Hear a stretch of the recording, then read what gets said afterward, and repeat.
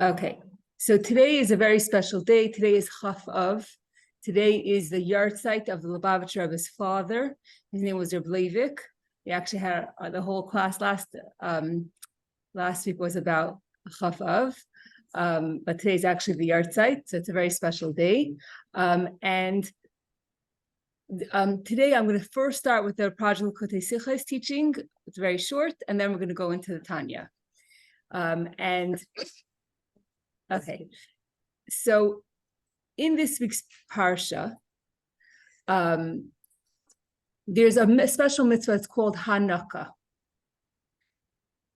I don't have a chumash in front of me, but Perek Tesvav, Psukim Yud Gimel Yudalid, it speaks about a servant, a slave, who was sold as a slave by the Beis Din. So we're talking about at a time in Jewish history when all the Yidden were living in Eretz Yisrael, and at that time the laws of Shemitah and Yovel were kept. And at that time there was a concept of a Jew being sold as a slave. There's two options. Either a Jew finds himself in very, very poor, and he chooses to, and he has no choice but to sell himself as a slave. And then there's another option. If a Jewish person stole and he couldn't pay back what he stole, the Beis Din would sell him as a slave. And in the year of Shemitah or the year of Yovel, whatever comes first, they were set free. So once Shemitah and Yovel stopped, then there was no such concept of a Eved Ivri, of a Jewish slave anymore. And there's many halachas that speak about these slaves. So very interestingly, in this week's parsha, when it's speaking about a slave who was sold by Beis Din, it tells you that when you set him free, you should not let him go empty-handed, but rather you should give him gifts. Now, it only speaks about this mitzvah called Hanaka when it speaks about a slave that was sold by Beis Din. In Gemara, there's a whole debate. If a Jew sold himself as a slave, does he also get Hanaka? Does he also get these bonus gifts as a parting gift or not? So there are two opinions. The opinion of Rabbi Elazar is yes, you could learn from one slave to another slave. So if the slave that's sold by Beis Din gets these bonus gifts, then so does the slave who sold himself. But then there's another opinion that says no. It only applies to the slave who was sold by Beis Din and not if you sold yourself as a slave. It's kind of interesting. The guy stole, he's being punished by being a slave, and now he didn't get. That's true. Like punishment. No. Yeah, well, indeed, it's after when it's being discharged. Okay, so it's 7 years he was slave. That's the 8th year that he's. Maybe they need to send Maybe he was a slave only for 6 months because maybe Shemitah was still again, like you need something to start as well. Right. Okay, so the reasoning behind it, we don't know. We don't know the reasoning behind it. So there's a sefer called Sefer HaChinuch, which explains the mitzvahs. And the Sefer HaChinuch says that from this mitzvah of Hanaka, we learn a lesson for our times. That if you hire a worker for long term to do something for you, then when their contract is done, not if they left, not if they left on their own, but when the contract is done, you should, besides for the salary, Give them something. you should also give them a bonus gift. Severance. It could be money, it could Severance. be Money. Usually it's money. No, but maybe like people So, leave their job. Like severance, right? yeah. They do? Like severance. Like Yeah, severance pay. Like that. they get gift from the office. Yeah, they do. So it's a little bit different than a tip, because a tip, you could tip a waiter. So you didn't hire, I'm saying you paid the restaurant, but I'm saying you didn't really hire the waiter, or like tip a counselor. You didn't really hire the counselor. So a tip is a wonderful thing, but the Mitzvah of Hanaka is specifically talking about someone that did work for you for a certain amount of time. So then there's something called the Minchas HaChinuch that explains the Sefer HaChinuch. He comes to the conclusion and says, it must be that when the Sefer HaChinuch said that it applies to today's day and age, that you also have to give Hanaka today, it must be because the Sefer HaChinuch holds, like Rabbi Lazar in the Gemara, that these presents are given to both types of slaves. And so he says, if it's given to both types of slaves, then it's showing that it's for everyone. So even years later, when there's no Shemitah, no Yovel, no slaves, it applies.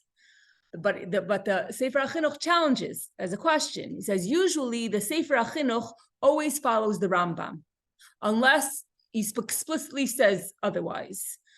So we have a question, because the Rambam, we know for certain, holds differently. There's another opinion in Gemara called Tanakama. Tanakama says, no, it does not apply to the slave who sold himself. It only applies to a slave who was sold by Beis Din. So there's a problem, because the Sefer HaChinuch and the Rambam are not official. Seemingly, they hold two different opinions. So the Rebbe comes and he says, no. He explains that it's really not a contradiction. How is it not a contradiction? He says as follows. He says that we have to understand this Hanaka. What is Hanaka? What is it? Why is it being given? And what is it like? What is it compared to? Is it compared to a salary? It's a part of the person's salary, or is it a bonus, like in the category of tzedakah, something that's a kind thing to do, a generous thing to do, but it's not like, it's something, is it like a bonus, like an extra, like tzedakah, or is it more like something that you have to do, like a salary? So if it's like a salary, then you would say that the Torah is making an exception. Usually you pay a guy a salary, you're done. Why should the employer have to do anything else? But the Torah comes and gives a special ruling for one specific case, in the case of a slave who was sold by Beis Din, that he should also get an additional thing, which is like part of the salary. Or do we say differently?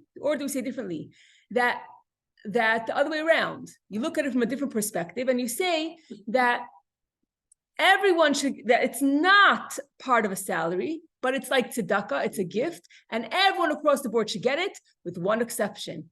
The only exception is a Jew who sold himself as a slave. Which is the exception?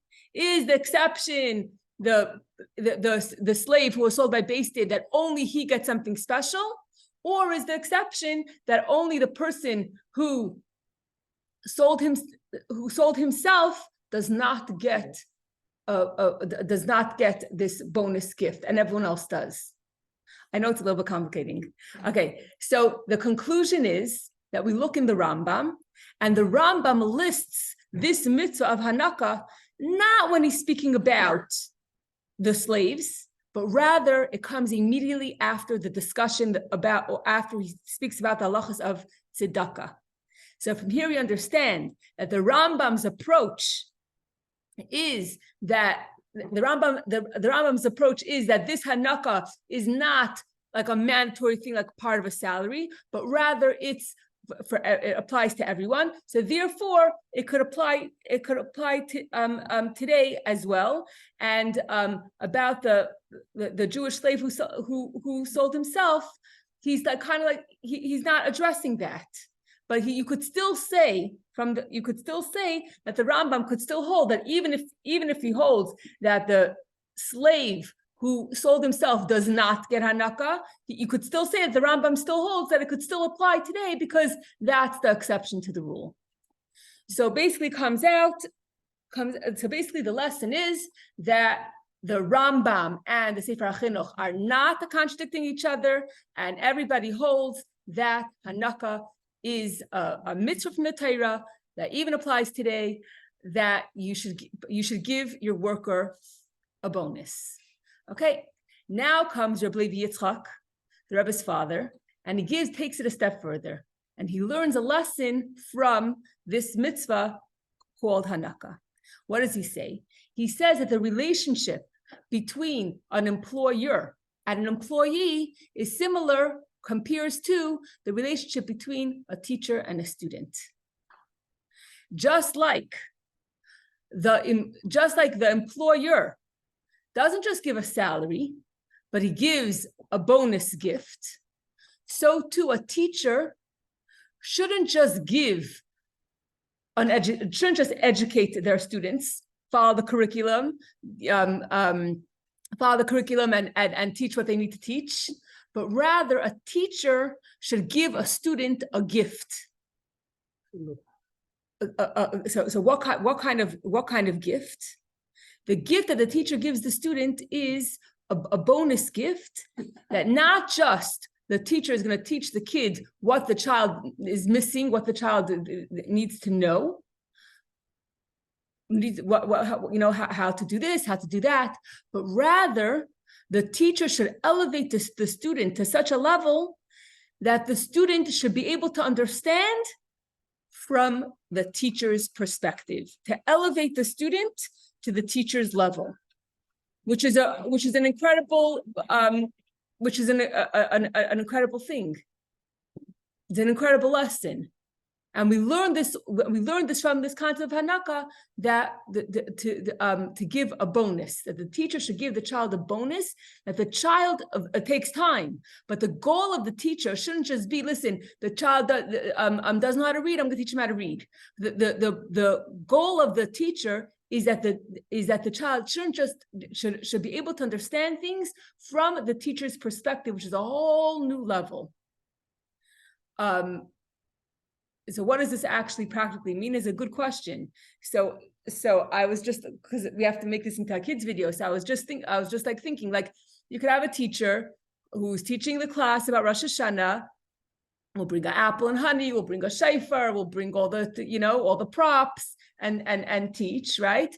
And then you could have a teacher who will invite the child to come to their house for Rosh Hashanah, to experience a Rosh Hashanah, to experience how Rosh Hashanah is observed, for example, or even or even to learn a Hasidic teaching about Rosh Hashanah to somewhat give the child a deeper perspective, not just to know what to do, but to understand the why, to understand the reasoning behind it, to give it more flavor. There's a story. There's a story of that. There were, I guess somewhere in Russia, I don't know, I don't remember exactly, but there were two butchers. There was a Lubavitcher butcher, and then there was another butcher. So the Lubavitcher Hasidim bought their meat from the Lubavitcher butcher. Problem was, Lubavitcher butcher, he was very, he didn't know how to feed the animals too well. So when he would slaughter the animals were very skinny, and it was basically just bones. It wasn't that much meat on them. While the other slaughterer, his animals were very fat, and there was plenty of meat on them. So the Hasidim came to the butcher, and they said, listen, you have to fatten up the animals. You know what I'm saying? So, the skin on bones is not enough. The same thing a teacher. To teach the meat and potatoes is not enough. You also have to give the flavor, the dessert, the salads, the dressings, the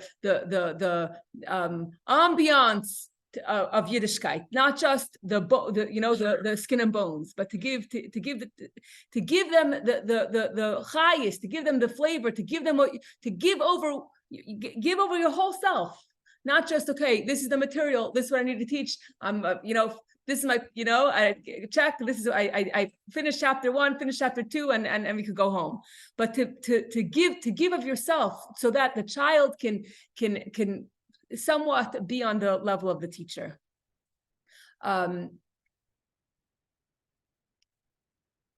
Okay, so and this also applies when we meet a Jew who's not as religious as us. So you could say, listen, he's missing the basics. I'll teach him the basics. But but no, that's not enough. That's just like giving a salary to an employee. You have to take when you encounter someone who's not as on your level in a religious way, your obligation is to teach them, maybe over a period of time, but to teach them and not be satisfied until you have elevated them to be on your level. So there's also another story about Rabbi Elkan. He brought someone closer and closer to Yiddishkeit until the person that he brought closer to Yiddishkeit is learning Sichos and Maimarim, and he, until you could be envious of the person that you brought closer to Judaism because they're literally on your level or even greater. That they're so dedicated and learning Hasidus and so absorbed in it. So this is really a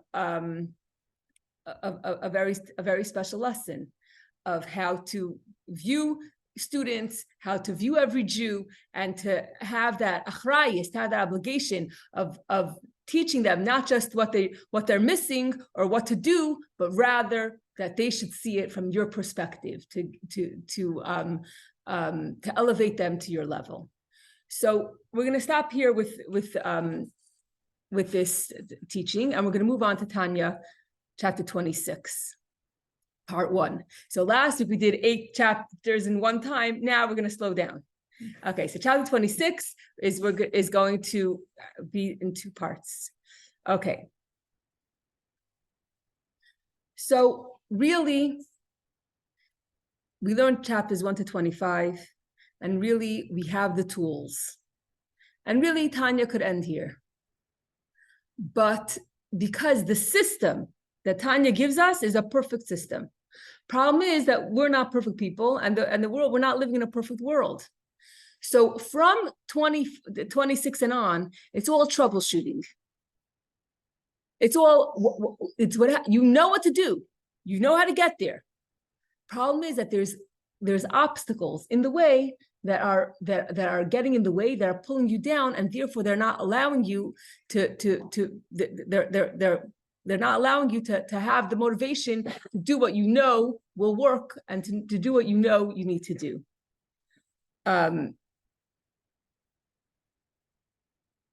Okay.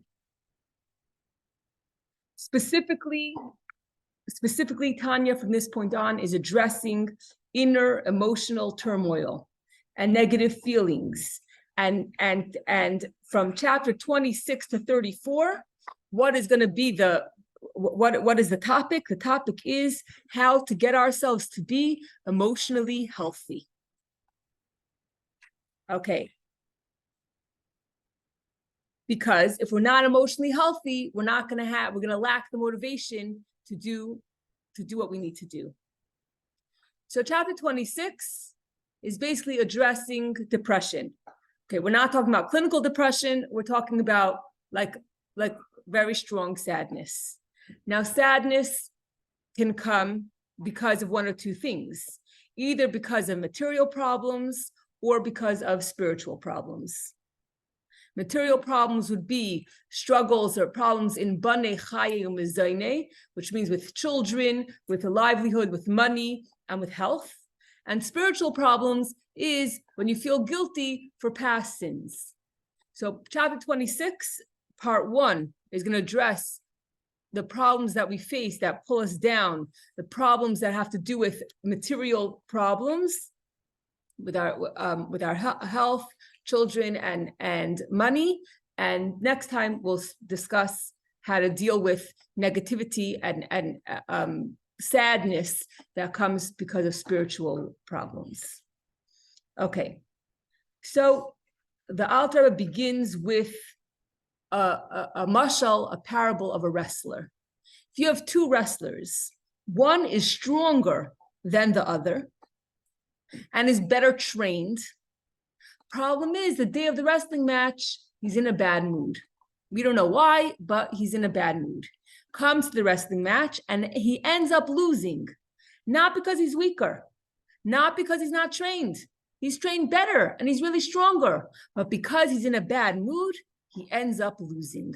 The same thing is with us. These 25 Prakim of Tanya are a perfect system. So we come to Alter Rebbe and we say, it's not working, there's a problem. He says, the problem is that you don't have joy. You don't have simcha. If you don't have simcha in your life, then nothing's going to work because your godly soul really is stronger than your animal soul. And it is better trained than your animal soul. And you know what you need to do to win. But if you're sad, if you're depressed, if you're in a bad mood, then nothing is going to work. So that's what Tanya is coming to. That's where this Perek fits in.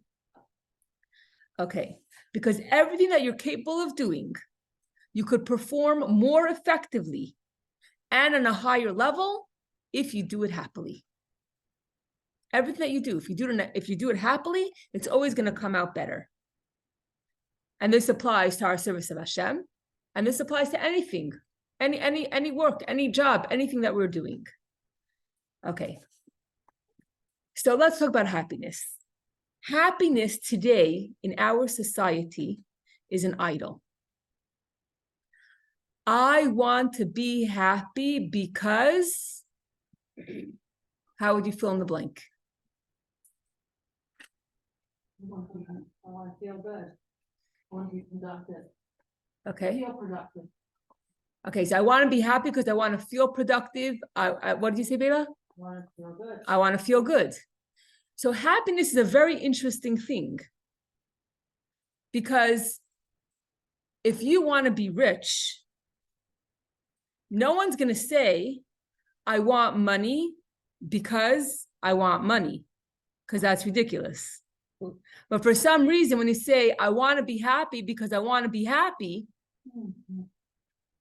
that's how we live our life. That's what America, that's what the world says. I want to be happy because I want to be happy for the sake of happiness, just not for something else. I want to be happy because I want to feel good. I want to be happy. Is that a difference?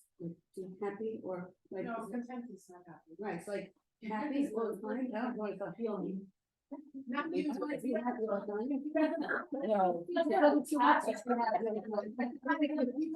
To be in a good mood. To be in a good mood. To be kind of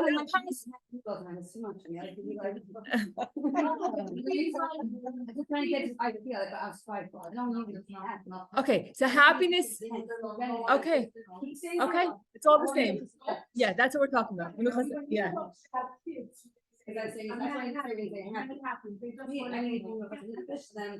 That you're calm, you're cool, you're able to. I don't want to be happy. Okay. No, that's like Okay, so I think that's trying to say like, I just want to feel. I'm saying, only because I want to understand what the. Yeah. It's there is different emotions. There's happy and there's like that tent where like it's gonna feel like yucha. Not that high, but I don't want to be as high. No, I'm saying you don't want to have because my Bubby used to say you have to have kayach for a simcha. I'm saying because I'm saying if you have a wedding, I'm saying there comes with pressure. You have to. You have to perform for that happiness. Yeah, everyone has to look their best. Yes. Yeah. Right, So I'm not talking about a simcha as in I'm not talking about a simcha as in a wedding, a bar mitzvah, just everyday happiness. Just like waking up to Yeah. Satisfied, happy. Okay. Yeah. Okay. So.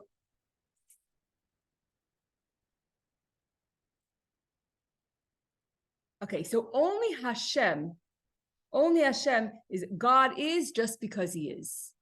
Anything else that is just because it is, I want to be happy just because I want to be happy, that is an idol.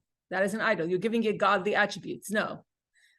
A person has to want to be happy so that they could serve Hashem. Because if I'm not happy, if I'm not emotionally healthy, then I'm not going to be able to do what I need to do.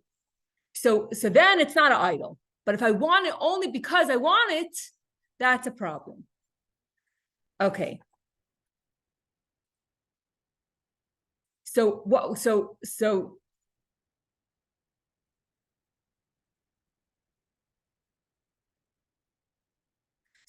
have 8 chapters here, all about happiness, because we need to be able to win.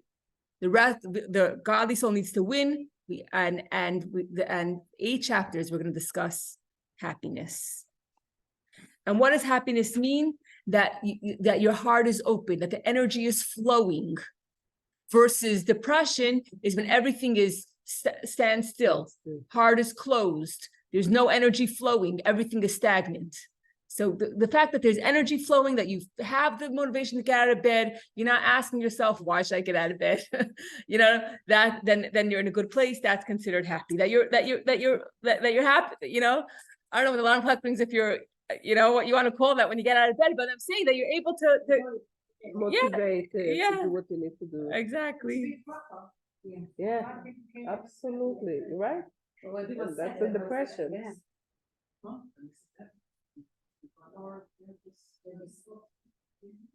So what do we need to think about?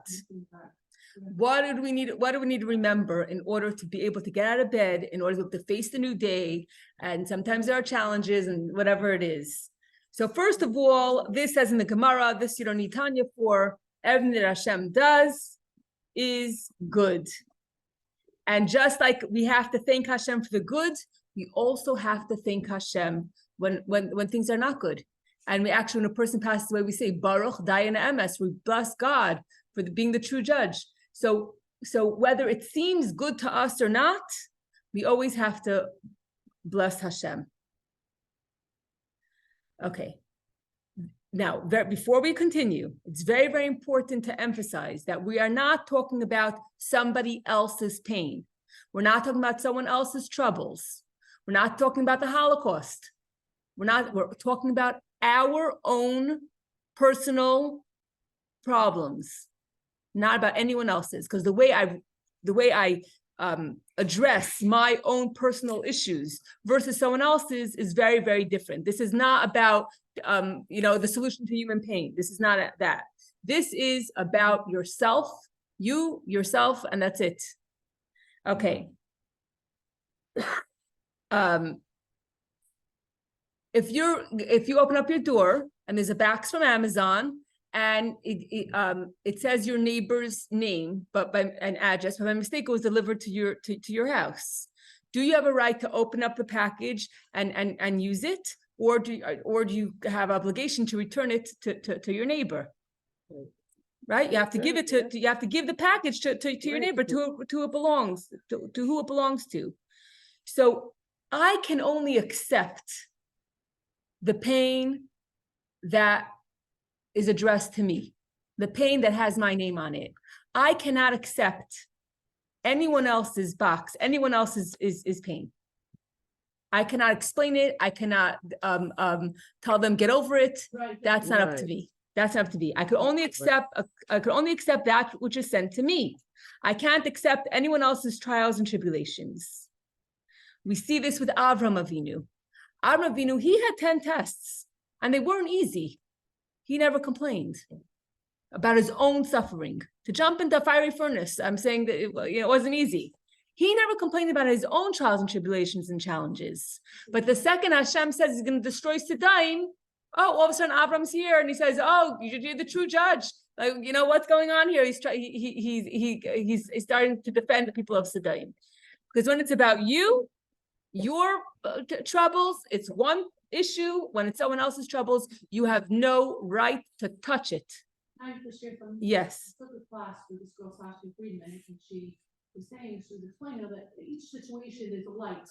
There's a point of light where you could draw from to see, So she goes, she's working with a client, and the person really was a terrible thing. Her kid died, and of course she was not going to say she was feeding her to come up with the idea of where the light was, like, where her point of light was, right? And she would, and then she said, I have other kids, and my other kids, I'm not married yet, so, and all of a sudden, it was like, of course, you can't say you have other kids, and of course, you can't say that you love your kids, and the kids love you, and you have a good relationship with them. But as this woman herself was coming up with the point of light, she was actually smiling. Like, she actually lifted up from this depression that she was in.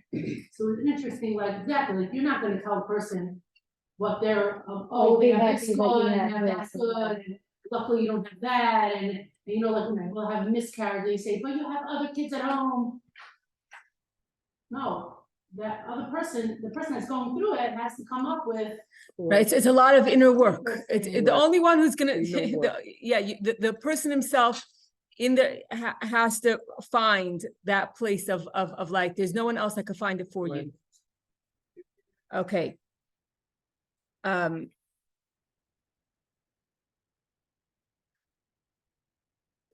Okay, so I also Yeah, think sure. basically say that you should be in their pain with them.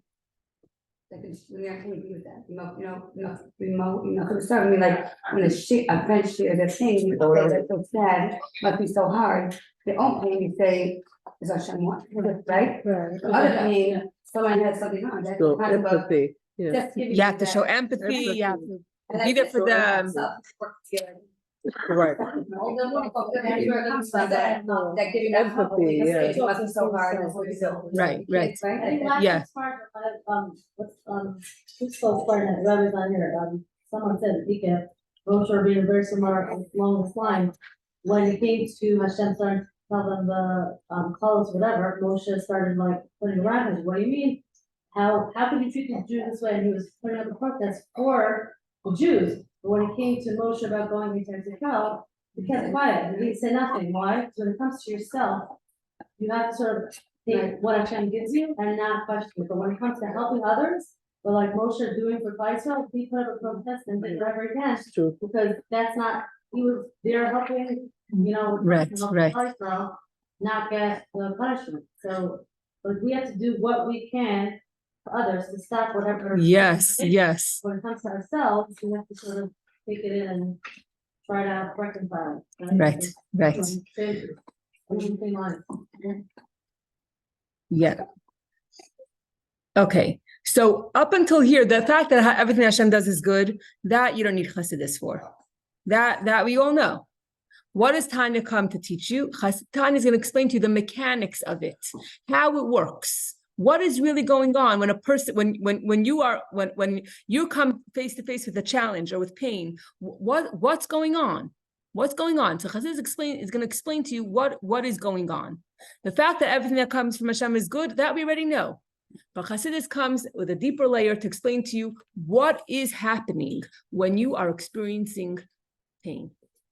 Okay, so everything that exists in this world can be perceived on 4 levels because there are 4 worlds. But because we live in this lowest world, we perceive everything or almost everything the way it is in the lowest world, because that is most that is closest to us. That is like, for example, if there's a loud noise, if the loud noise is in the room that you're sitting versus a loud noise 5 miles away, the noise 5 miles away is not going to affect you, because what affects you, the stimuli that affects you is what's closest to you. So because we're living in this world, so the stimuli, everything that's going on in this world is closest to us, and that's what we're aware of, and everything else we're not really aware of because it's in a different world. So, but really, God's energy is flowing down, and there are 4 worlds. Now, there are 4 worlds, and the God's name has 4 letters. There's Yud, Hey, Vav, Hey. Yud represents the highest world of Atzilus, which is like a condensed code for all reality. It's just a tiny Yud, a tiny, tiny letter. Then we have a Hey. A Hey is where it's developed, it's widened. Vav is where it's drawn down. And then you have a hey again, where again it's widened and broadened What? Hashem's energy. So first you have like just a dot, just a code, just a, that lightning. Then you have the energy expanding. Then you have the energy coming down, and then you have the energy expanding again. And that's the Yud, Hey, Vav, Hey. Those are the 4 worlds. So the first 2 worlds, Yud, Hey, is called the hidden worlds. Olam Diskasya. Those are the hidden worlds. The Vav and the Hey, the 2 lower worlds, which are closer to us, is Olam Disgalya, the revealed worlds. Okay. So everything comes from a spiritual place, from a spiritual world. The fact that you have a table down here is because there's a spiritual table up there. The physical table didn't just appear. Everything is evolved and comes down from one level to the next until you end up having a physical table. Now, what speaks to us most is a physical table, not a spiritual table, because we're down here. But ultimately, this is just the lowest. This is the lowest, but there are, and everything, there's a higher reality to every single thing that we experience. Okay. So each level is another translation. It's bringing it down more and more and more. Now, if you ask a 5-year-old, tell a 5-year-old, we want to go out to dinner. Where do you want to go? Or what do you want to eat? So what does the child want? He's 5 years old. Pizza. Okay. What kind of pizza? Greasy pizza with oil floating on top, with French fries, white French fries that look like mush French fries, right? That's what a 5-year-old child considers his taste. That's what's good. So what is good? It depends who you are. It depends what kind of taste you have. Versus an adult that would say, oh, let's go to a pizza shop where they have pizza made in a brick oven with goat cheese and vegetables, and the kid's going to say, "Ugh," right? Because they have a lower, their taste, whatever, is in a lower level than that of an adult. So if you give them goat's pizza with vegetables, is that bad? Is that bad? So from their perspective, it's bad, right? Because they haven't developed the taste for a better kind of food. Okay. So we're very simple. What's good to us is what feels good. We don't relate to goodness on a higher level of the Yud Hey, even though it may actually be better, pizza with goat cheese. And this example is I always say it, example of a 5-year-old kid. His birthday's coming up. There's it's his birthday party. You have a big lavish party, tons of sugar, cake, and then what happens? We have this custom in America that all the children come together, and after everyone's on such a sugar high, start opening up gifts, right? Which are always a recipe for a disaster. So what does the child want? The 5-year-old kid, what does he want? He wants a $50 truck. That's what he wants. So the father says, listen, I know what's best for my son. He has a big box, the same size of the box that the truck would fit in, and he gives it to his son. The son is so excited, rips off the wrapping paper, and the box is empty except for an envelope. Takes the envelope out. What is there? There's a check for $50,000. With $50,000, you can buy 1,000 trucks. But the child is devastated. He's crying his brains out because a piece that to him, that's a piece of paper. It's worthless. It's meaningless. The father said, listen, I can give you a $50,000 check, but you can buy 1,000 trucks. He's not going to understand. He doesn't get it. So what's goodness? What's goodness? Depends who you are. It depends what level you're on. They want dollars instead of $5. Yeah. So my dad gave me the quarter. He said, I'm going to give you a quarter. She was like 3 or 4 years old. And then I said, no, I'm going to give you $1. She goes, I know why you don't want to give me a quarter. But the quarter was pain. She thought I was tricky about the dollar, you don't really want it. If you want the others, yeah. Okay, so what happens is when it comes down the pipeline from one world to the next, what's happening is it's becoming closer and closer to our language. The piece of paper is not the child's language. You didn't speak his language, and that's why he's so upset. So the lower it comes down, the lower the more it fits our taste, the more we could appreciate it. But is that really the ultimate goodness? It's not. Okay, so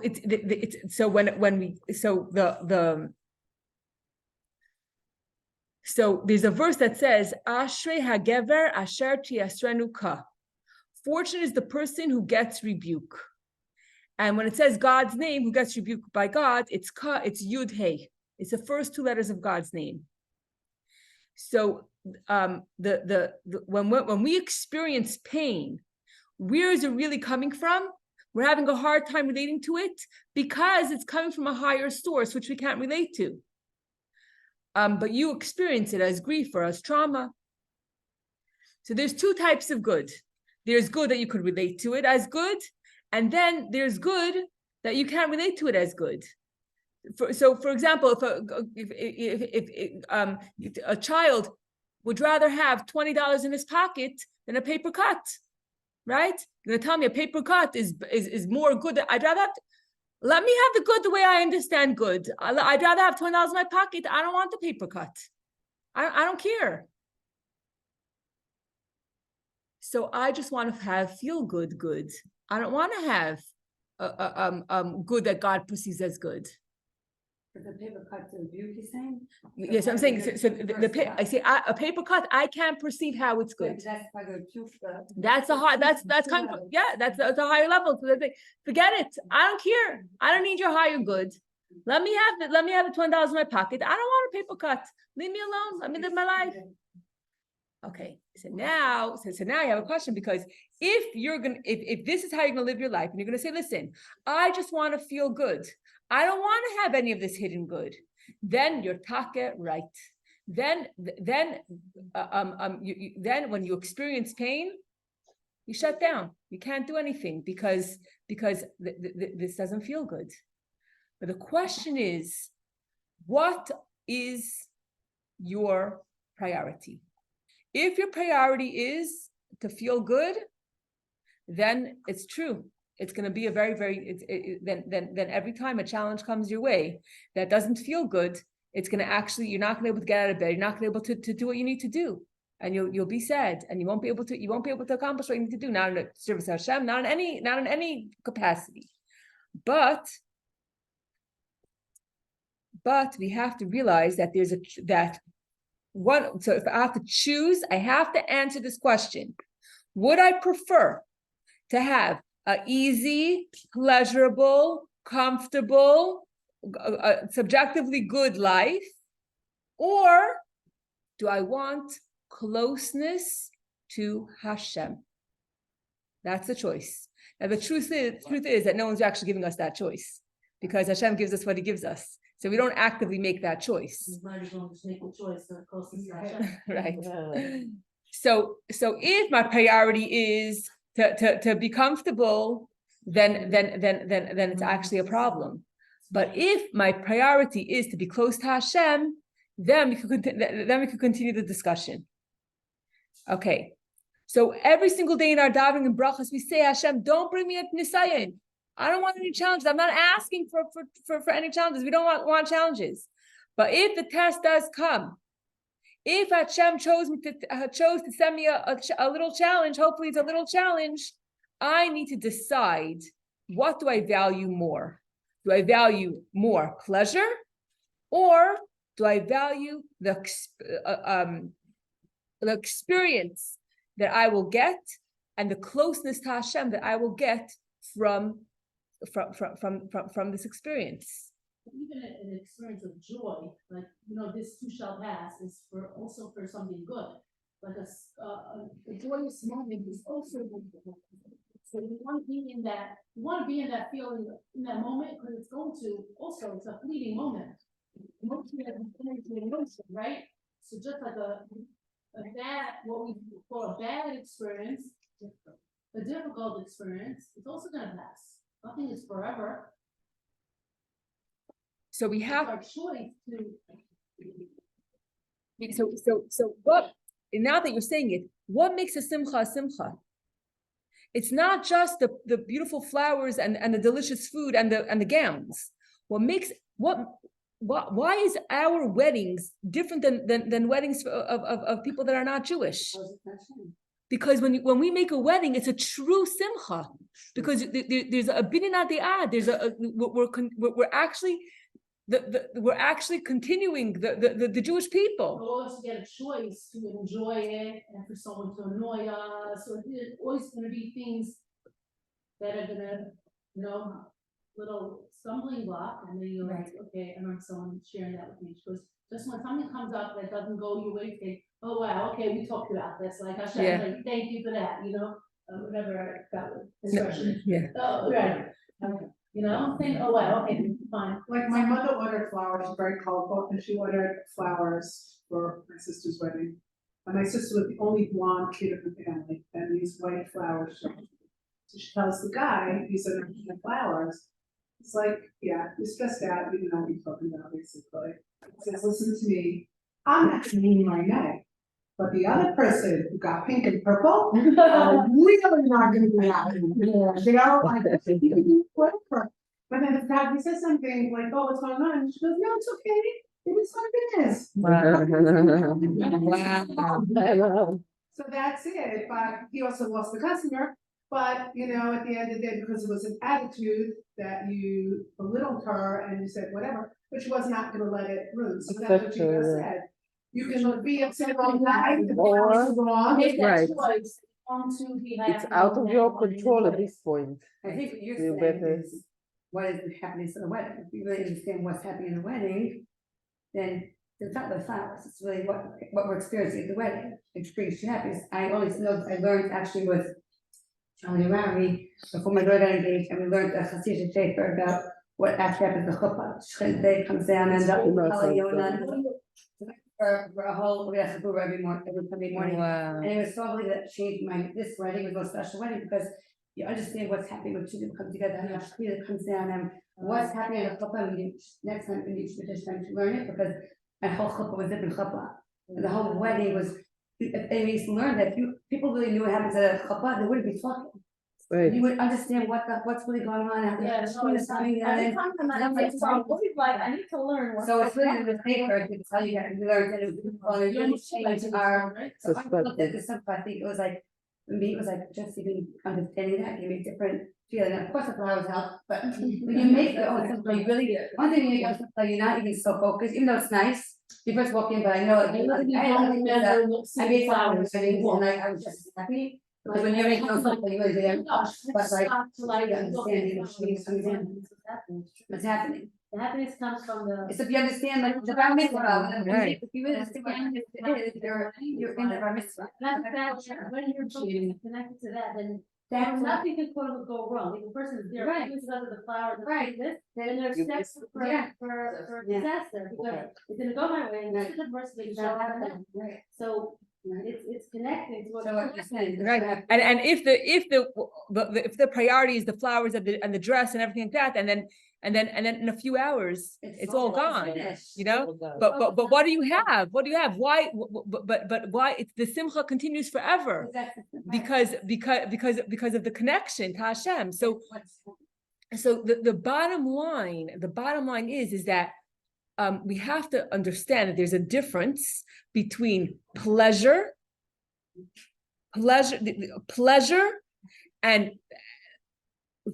and happiness. We'll put them in the same category for a second. Pleasure, happiness, pain. Okay. Pleasure and pain is a sensation.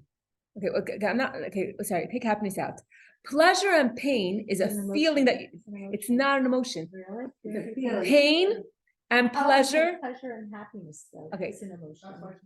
I'm taking happiness out. Pleasure, It's a visceral feeling. Yeah. yes. Pain is a, Feel it in your.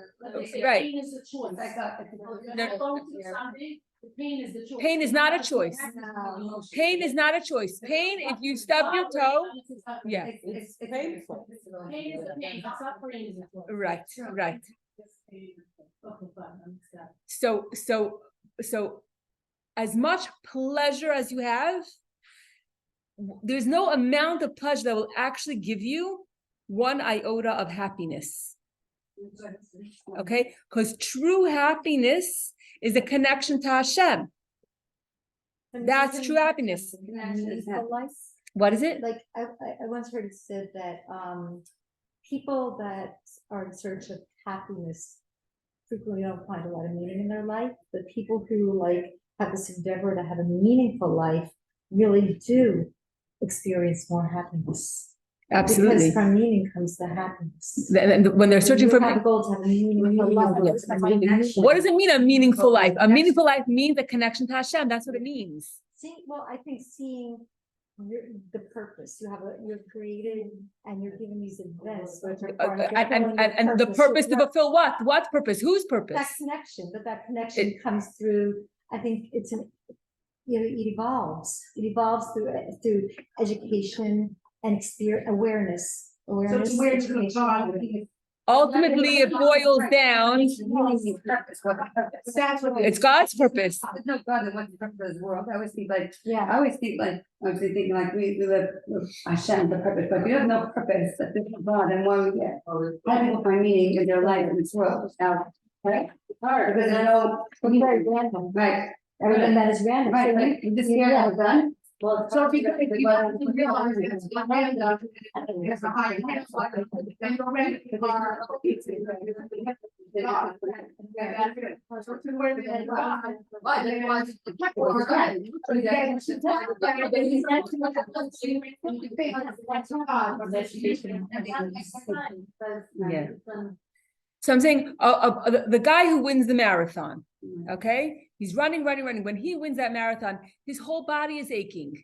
He's in pain, you know, but you know what I'm saying, so that was his goal. But the thing is that pain is pain.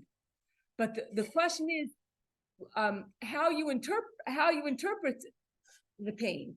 If you say, "Oh, I'm a victim," and why me, and the story that you tell yourself that which is going to cause you to be sad or depressed, then that is, and then sadness is an emotion, yes. But the actual pain, nothing that you're going to do. You could distract yourself, whatever. But the pain is the pain. You can't take away the actual pain.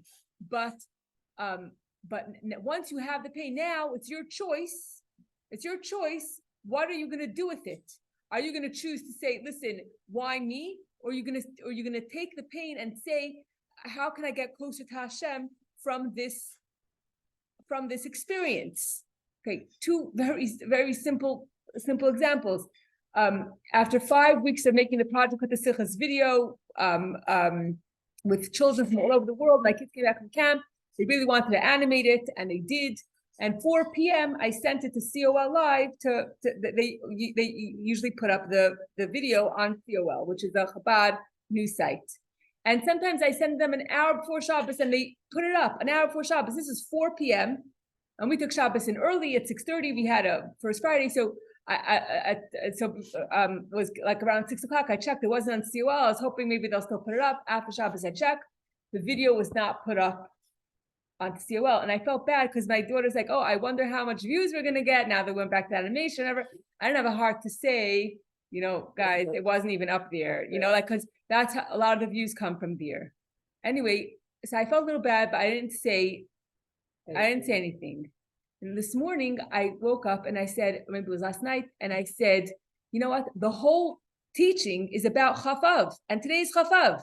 So this morning I sent the email to COL. I said, I must have sent the video too late on Friday for you to put it up, but today is Chafav. The teaching, the Sichos called Chafav. Would you put it up today? And she did.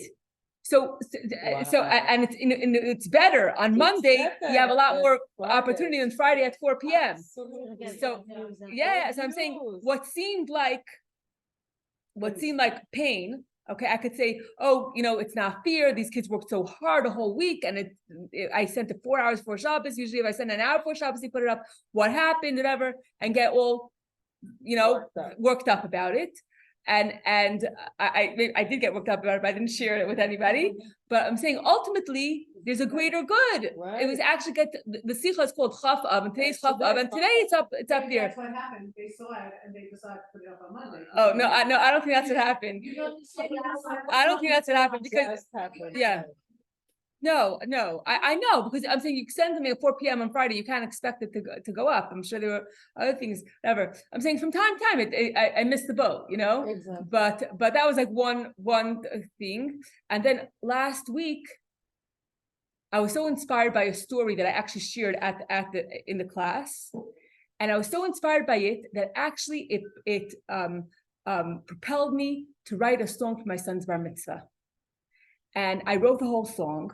And for whatever reason, my husband wasn't available, and I spent the first day I wrote the song. I showed it to my kids. Half the song was about my son, and half the song was the story. Right. My kid said to me, "Ma, it's Nassan's bar mitzvah. Forget about the story. It's great, but you have to know, So I said, "Okay, you're right." So I added a few paragraphs about my son, and I shortened the story. That was day 2. Day 2, I added more and shortened the story. Fine. Then I'm so proud. I'm so happy. This song is great. I'm so excited. Day 3, I showed it to my husband. And dun, dun, dun, he says, "Honey, the story's got to go out." What did he say? He said the story has to go out. He said, "This is not, this is not the message for a bar mitzvah." And I was like, "Are you kidding me?" I said, the whole thing is based on the story. That's what got me to Inspired you. right. Anyway, I was like, story, I was not a happy camper. I was not. Right. And so what did so what happened was the day before, or actually whatever, I asked my sister-in-law to send me the speech that her son said. Her son's name is also Nassim, also named for the grandfather. To send me the speech, and I read it, and I didn't connect to anything there, whatever. But after, I needed a giving story, and after my husband said, "Honey, this is not happening," he didn't say that. He said, "Listen, it's your song, your expression, but if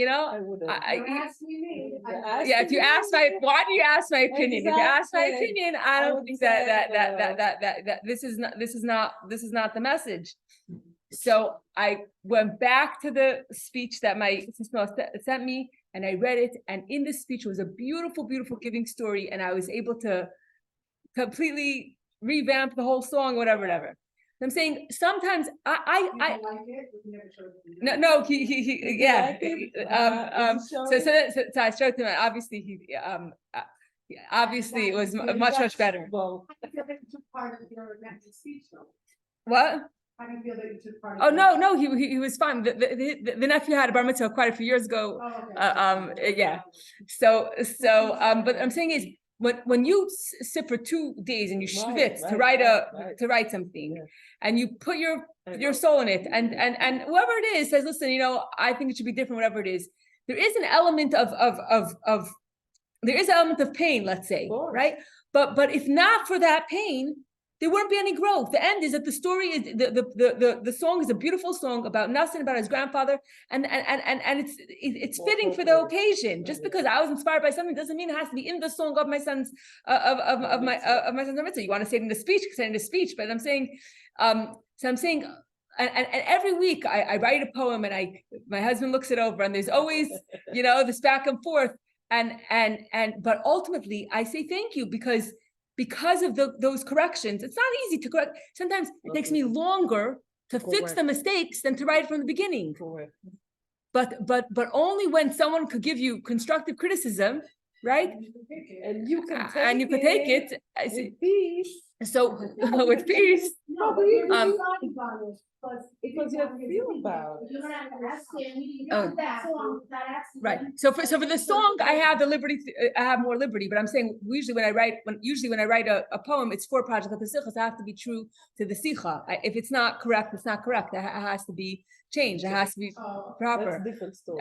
Yeah, but ultimately, when someone tries to correct you, whether it be in anything, Right. it's hard to Very accept. hard. But when you accept it, ultimately the product is 100 times better, Uh-huh. right?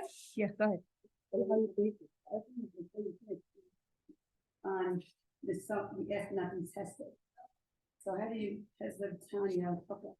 We talk about it, but you're gonna go into it. Okay, so let's continue. I always struggle Okay, with that. yeah. A lot of conversations come up in like other classes, and I once learned the way that I do it, about the way the Tanya does it.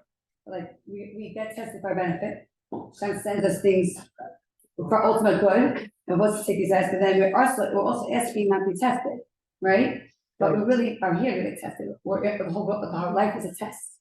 Right. And then we're just saying that the higher part is that, like you said, the paper cut is supposed to be the test us, but then we're not supposed to answer tests, right? So that is what the time to want us to work with that. Yeah, so the test, when Hashem decides to send this test, it's not a choice. You know what I'm saying? We ask not to be tested because, When he says not to be tested. okay, so why, MS Taka, why do we ask that? Every single day, we ask, now I understand it's our choice, Hashem knows the best for us, it's for our benefit, and we don't know the answers, and we never know pieces of, but we're also asking not to be tested. Right. So why are we asking? Why are we asking not to be tested? It's a very, very good question. The reason is like this, because if I am tested and I am experiencing pain, then to be happy is going to be a much, much greater challenge. And when a person is busy with struggles, whether it be financial struggles or illness or whatever, parnasa, or something with our children, or that they can't conceive children, whatever it is, it pasha takes up a lot of emotional strength. And in that time, your ability to serve Hashem is compromised because you're busy worrying about putting bread on your table. So for the best, a very good example is Hannah. Hannah, she didn't have children. She came to the Mishkan and she prays for her children. And Eli, the Kohen Gadol, says, he accuses her of being drunk. If you think she's drunk, then she has to leave. There's no conversation. But he didn't think that she actually drank wine, but rather he said, it's not appropriate. You're asking for your personal needs. You're in the Beis Hamikdash on the holiest day on Rosh Hashanah. So she said, I'm not asking it for myself. I'm going to give this child to Hashem, and she actually did. So when we say, I don't test me because I want to be able to serve you 100%. If a person is sick in a hospital or in passion and pain, they can't dive properly. They can't do what they need to do properly. I thought that Hashem tests us in order to bring us closer, because when we're in pain, that's what we do the turns. Usually when we're happy, life is too good, we forget about him. And usually the people that are in pain, or the ones that need it, will remind, it's like, not wake up, I need you right now. Like, it's the people that life is so good, they're not really gathering as much. They're going through it quickly, unless you're really connected. When you're in pain, you find out that it comes up, and then you start to do it, and then, you got more kavana.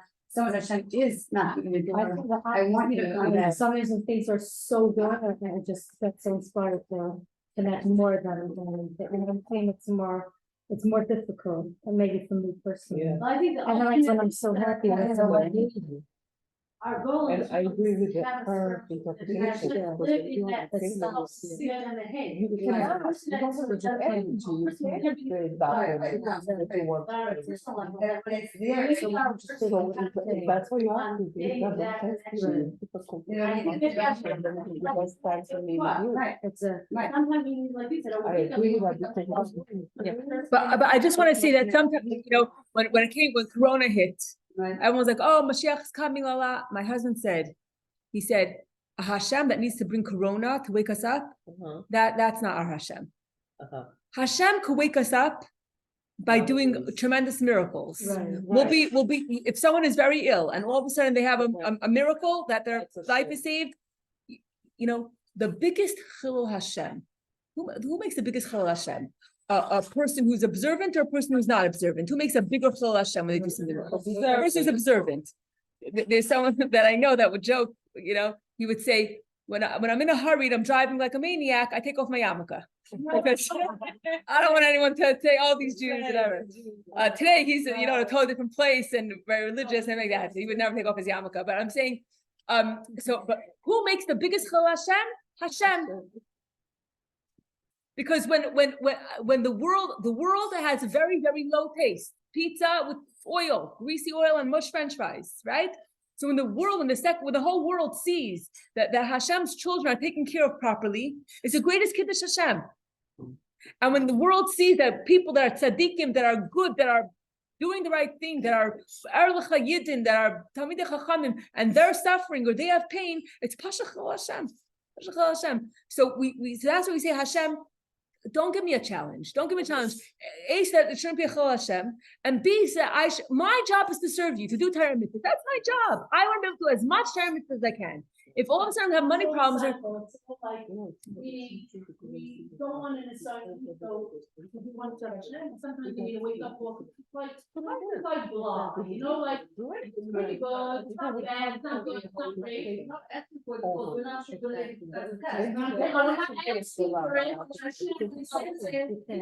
if Hashem sends it, then we'll deal with it. Then they'll deal with it. But Hashem has right.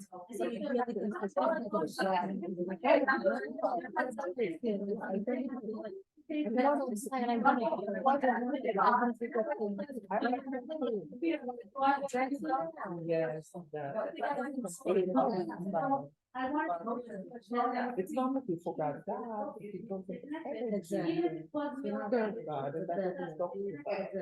Not so much more fear standpoint. Right.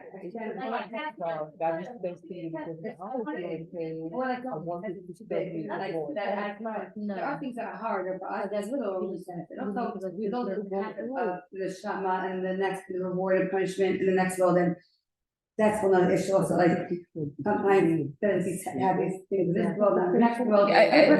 Also sometimes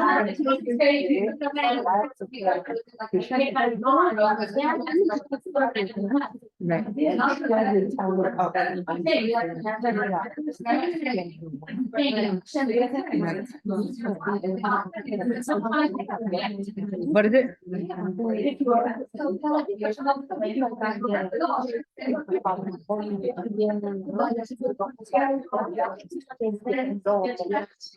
And you have to be careful when you're acknowledge it's a test to actually pass the test.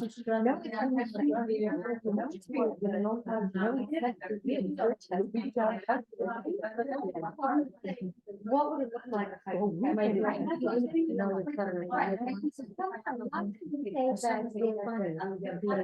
It makes the stuff.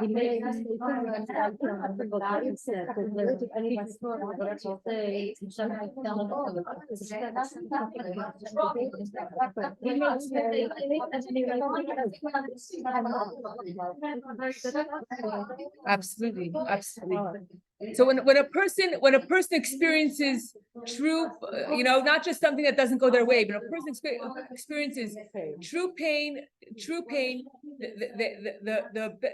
we don't ask for it, but if it happens, then the best way to deal with it is to say, look, the pain is here. I can't take it away, but can I use this if I have the knowledge, and I say, listen, Hashem, this is coming from a greater good. I don't see it. I don't understand it. But Hashem still loves me. Hashem loves me. Hashem cares about me. Hashem is not giving me something that I can't handle. Hashem knows me best. He created me. And yes, it's painful. And it's very difficult. But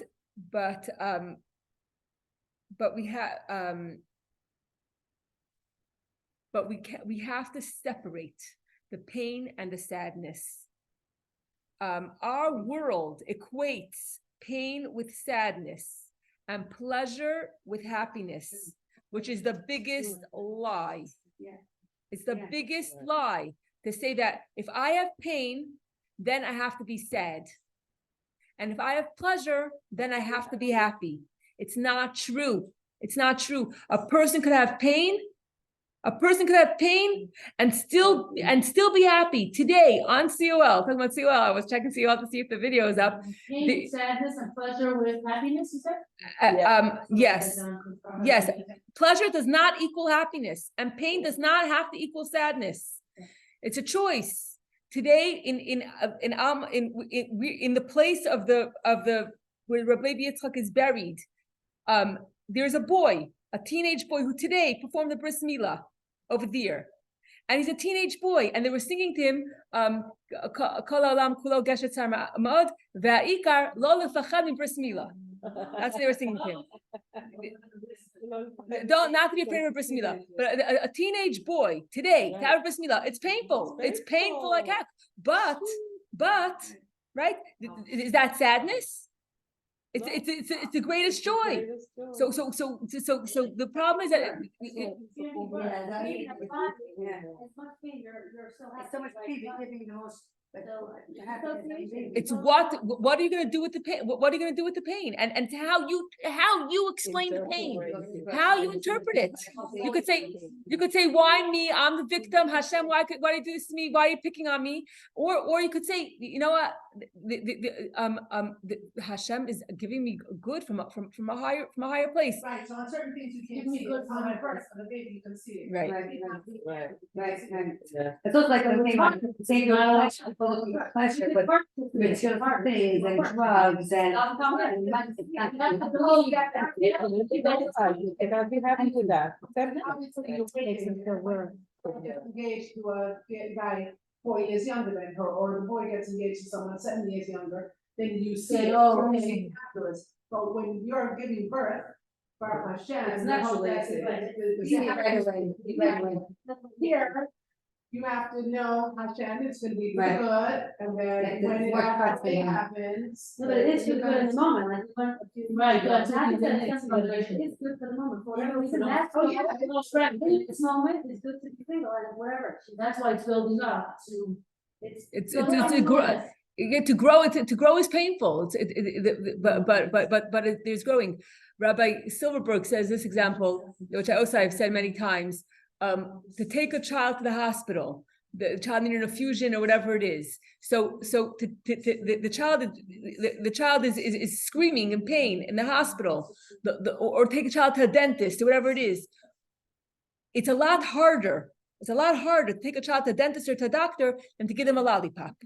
So the only child you can take to a doctor or dentist is your own. You're not offering to take any of your neighbor's children, right? But to give a lollipop, that you give to the whole neighborhood, right? So we're asking for lollipops, but sometimes Hashem is we're on Hashem's knee, and it's painful. It's painful, but that's a greater goodness. It's a greater goodness for a child to take for a father or a mother to take the child to the dentist than it is to give them a lollipop, right? So a lollipop seems good, but not necessarily is that the ultimate happiness. And I just want to tie this back into the teaching of a salary and the Hanaka, the salary and the bonus. You know, we say Hashem, you know, I serve you, give me a good salary, whatever it is. But then there's this concept of Hanaka, that Hashem gives us even more. This bonus, it's a mitzvah in the Torah. Hashem tells us to give Hanaka, then He Himself gives Hanaka. And the 6 years that a slave works for his master represents the 6,000 millennium of the existence of the world. And the 7th millennium is Moshiach, and the 7th year is when the slave goes free. And when the slave goes free, he gets Hanaka. And when Moshiach comes, we're going to see how all those painful things were really bonus gifts. We're gonna see how it's a higher level. It's not just a salary. This is what you do. This is what you deserve. You know. But there's a higher good. There's things that are greater that we can't perceive it as good. But when Mashiach comes, we'll be able to eat the cake. We'll be able to eat the cake and not have to worry about the calories. We'll be able to have, you know, to have.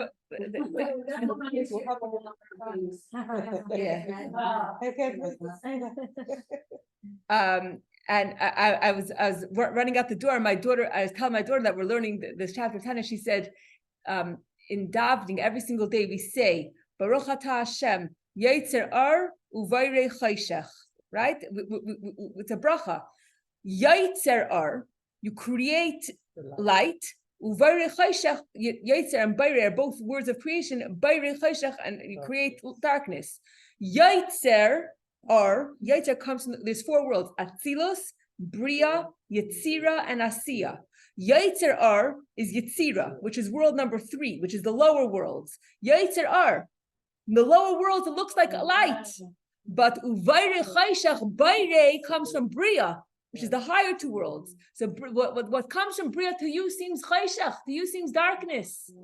But ultimately, it's the bonus. It's not just what you deserve. It's a greater good, and it's the goat cheese pizza. It's a higher. It's the $50,000 check. It's something higher. It's something greater. And when the pain. When we experience the pain, what we have to know is that pain does not equal sadness and depression. It doesn't. Yes. So from the bee comes the honey. But you know, we want to see the revealed good because we want to serve Hashem in the best way, because we want to show the world who's boss, that goodness prevails. But at the same time, when we have to know that pleasure is not going to give us happiness. What's going to give us happiness is a connection to Hashem, and pain is not does not equal sadness. But the pain sometimes it's emotional, you know. But you know, someone could criticize you or whatever it is. But ultimately, if it's constructive and it makes you get to a higher place, and ultimately Hashem doesn't want us just to be in this world. So what does Rabbi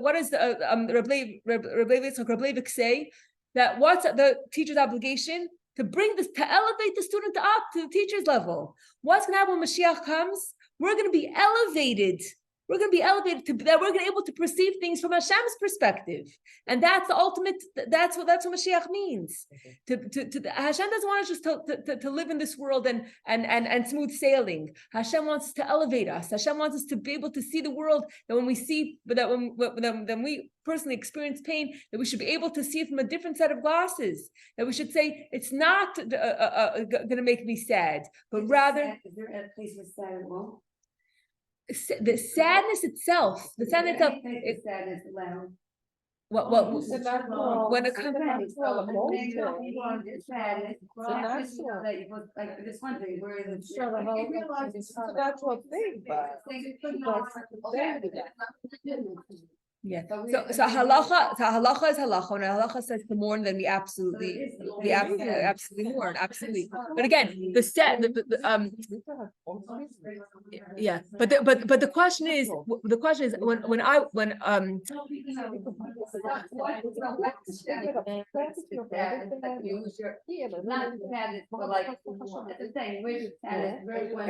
is, what are you going to do with it? Someone has sadness. Where is he saying could you sadness? When a person passes away, right? A lot of times there, you know, we don't look far. Nadine right here, okay? So Nadine has an autistic son, but she says that's the greatest gift in her life. I was thinking that the whole time you were doing that. Right? Because what tell everyone. This ever happened to me in my life, and at the time I couldn't even fathom it. It was such a gift to me. There's no way I could be the person I am today without him. There's no way I could reach the person I am today without him. There's no way that so many things would have happened in my life and I would have grown and learned how to do without him. He is my teacher. He is my light. I am grateful for him every second of my life. This was like Hashem started saying, you're not saying you're saying anymore. I'm gonna hit you on the head. This child's gonna come into your life and bam, he has taken you and he is he's taking you. He's taking you because of him, seriously, because of him, it may have been the catalyst for his father leaving me, which was the best thing that ever could have happened. I know that's a whole nother story. Because of him, I met a man who was meant to be my husband. I never ever wanted to be with him.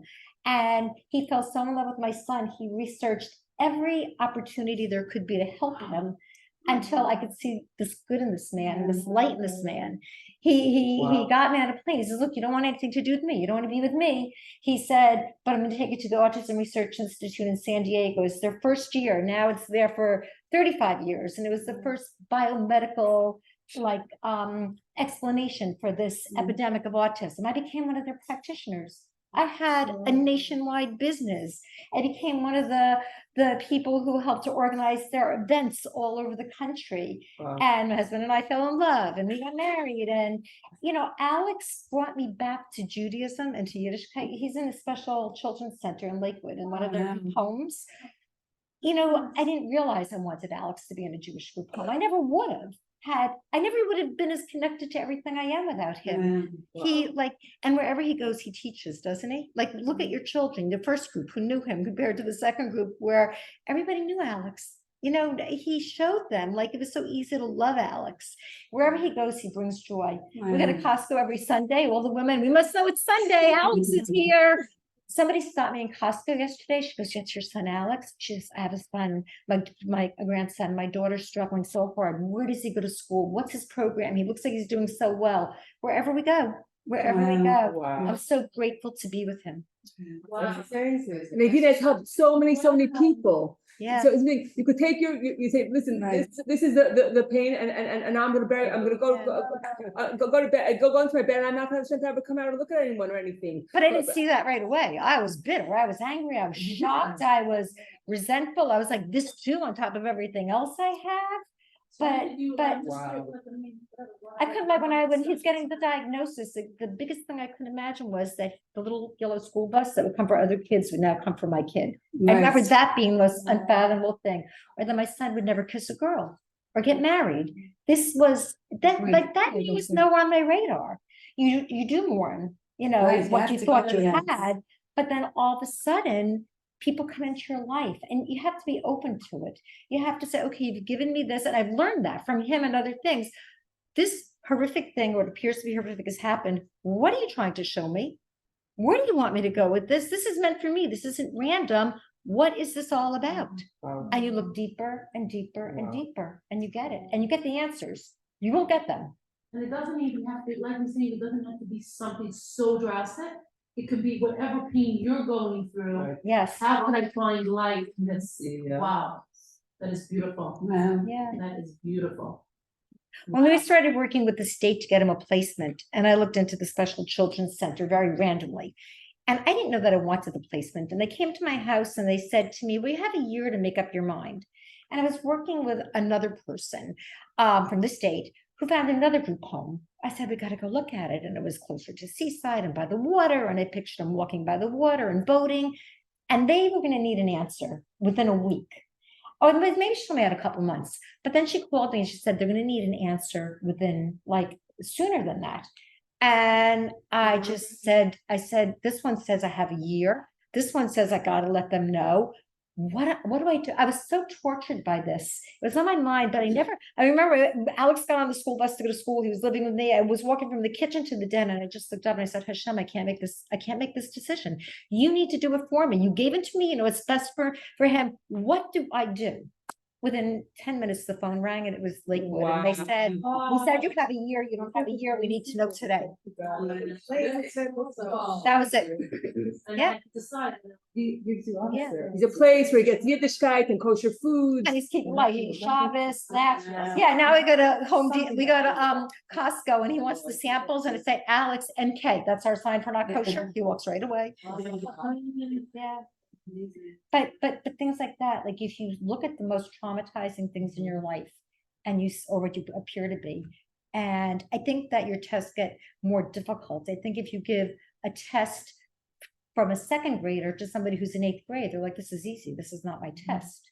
So you see that your tests, as you pass them, every year your tests will get harder because you're growing. So the more you, but yeah. Yeah. Progress to that level, it's not fun anymore, you wanna play the next level, so. And it gets more difficult, yes, but they're for you. They're for your growth, they're for you. And then you have to ask yourself, how will it look if I pass this test? What would this look like? I know this is my test. I don't want to do it. I don't like it. It's, but how will it look if I pass it? I used to stand up for the tests. Yeah. But it's not. Yeah, it stinks. So you'll basically when Moshiach comes, you'll see the most difficult moments in your life were the greatest gifts and the catalyst for the Yeah. greatest growth. 100%. 100%. Like you said, you don't have to wait for it. I mean, if you look back, like at some of the earlier challenges, I could also say that, but sometimes you forget, like, oh my gosh, those were challenges and I got through them. And when sometimes you have a challenge right now, and it's like, oh my gosh, how am I gonna get through it? But if you look back to see previous challenges that you got through, then you know you can. Yes. Yes. Absolutely. Thank you. Thanks for sharing. Thank you, amazing. Yeah. Thank you. Think about We have to all try it. We have to meditate on it. Yeah, we can apply it and see how. When it comes up, we have this, it's like a muscle, you have to exercise. Yeah. Right? You also think sometimes, And you know, think about it, some- my challenge is not as difficult, other people have more difficult challenges. That's the minimizer, it's the minimizer. That's You can logistic. minimize You put it for logistic yourself. into it. But if you. Not minimizing it for the notes, it's just not the thing. But it's not that, you don't minimize. It makes you get the most for your dog. It's like a take back, like I said, but you take it, the fight of fear, thank you. Sounds like you said. Yeah, I agree. Like you say, thank God this bad could be worse. And it's not. To appreciate even that bad, go through that. I'll just end off with a I don't know how to. No. I don't know what happened.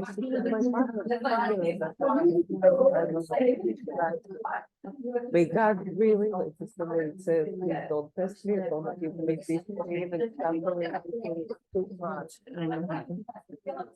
You know? Okay, no, I said, but anyway, I'll just end off. I'll say this. I